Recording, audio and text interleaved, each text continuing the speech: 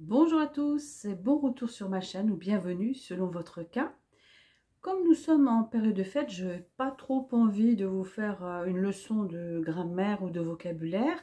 En revanche, je vais vous parler donc de César Franck, qui est un musicien français d'origine belge. Vous êtes prêts? C'est parti.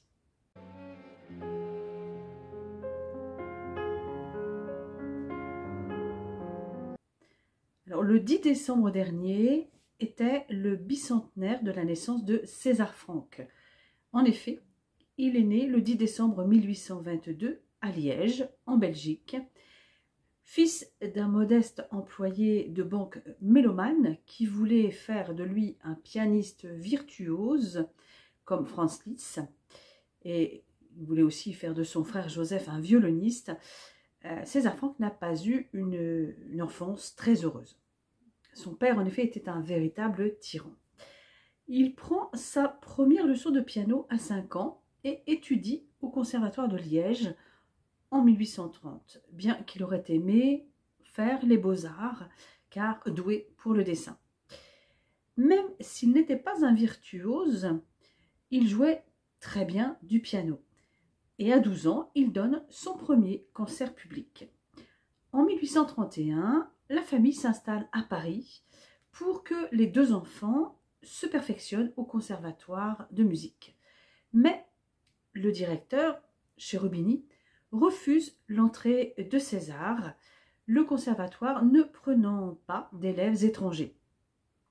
Une demande de naturalisation est alors déposée et en attendant, César prend des cours particuliers de piano avec Pierre-Joseph Guillaume Zimmermann et de contrepoint avec Antoine Recha, professeur d'Hector Berlioz, Franz Liszt et Charles Gounod. En novembre 1837, il entre enfin au conservatoire et y remporte en 1838 le premier prix de piano et en 1840 le premier prix de contrepoint. En octobre, il s'inscrit dans la classe d'orgue de François Benoît sur les conseils de son père qui souhaite lui assurer une sécurité financière dans une paroisse. Mais en 1841, il n'obtient que le deuxième prix. Son père voulant toujours faire de lui un pianiste virtuose, il quitte le conservatoire en 1842 contre son gré. Il est assez solitaire et il semble plus se destiner à la composition qu'à une carrière de virtuose.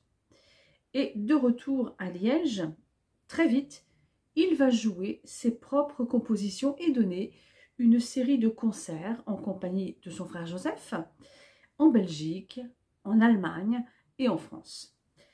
Malgré les conseils de son père, qui le voit plutôt faire fortune dans l'opéra, il crée 3 trios pour piano, violon et violoncelle en 1843. Il retourne à Paris où il donne des leçons de piano, contrepoint, harmonie et fugue et il commence, sous la pression de son père, à rédiger un oratorio, Ruth, qu'il interprète chez Erard devant une assistance choisie, dont Franz Liszt. Et ce dernier, enthousiaste, propose son aide à Franck pour qu'il rejoue la pièce dans la grande salle des concerts du conservatoire. En 1844, il donne des leçons de chant chez Madame Desmousseaux, sociétaire de la Comédie Française, et commence l'éducation musicale de sa fille Félicité, qu'il épouse en 1848. Ce mariage, avec une fille de saltimbanque, cause la rupture définitive avec son père. Félicité, très prude, condamne l'opéra qu'elle juge trop lyrique et sensuel. En conséquence, César Franck n'écrit que sur des textes bien pensants, mais il se défoule dans sa musique instrumentale, par exemple dans le prélude choral et fugue pour piano, dont je vous mets le lien en description. Jusqu'en 1863, il participe à tous les concerts de musique de chambre de l'Institut musical d'Orléans. Et en 1853, il devient organiste à l'église Saint-Jean-François du Marais, qui possède un orgue moderne, à l'époque, conçu par un jeune facteur d'orgue de Montpellier, Aristide Cavaillé-Coll. À partir de 1858, Franck est organiste de la nouvelle église Sainte-Clotilde, où il inaugure encore un orgue de Cavaillé-Coll. Pour lui, il compose d'ailleurs préludes, fugues et variations. Je vous mets aussi en description le lien.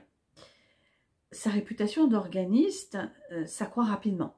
Sa priorité n'est plus la composition, mais il improvise beaucoup, ce qui convient bien à son épouse.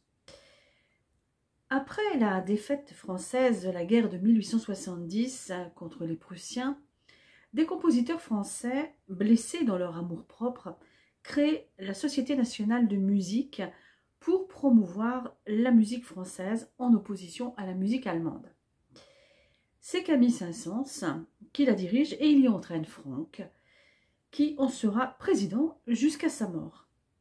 En 1872, il devient professeur d'orgue au conservatoire. Il y compose quelques chefs-d'œuvre. D'ailleurs, à partir de cette période, il compose beaucoup, et ce, jusqu'à la fin de sa vie. 3 pièces pour un grand orgue, composé en 1878, un oratorio, les Béatitudes, en 1879, le quintet pour piano et cordes en fa mineur en 1880, un autre oratorio, Rebecca, en 1881, un poème symphonique, Le Chasseur maudit, en 1883, et un autre en 1884, Les Djinns, d'après les orientales de Victor Hugo. Mais aussi le prélude choral et fugue la même année, les variations symphoniques pour piano et orchestre en 1885, la sonate pour violon et piano en 1886, ainsi que la symphonie en ré mineur en 1889 et le quatuor à cordes en ré majeur en 1890.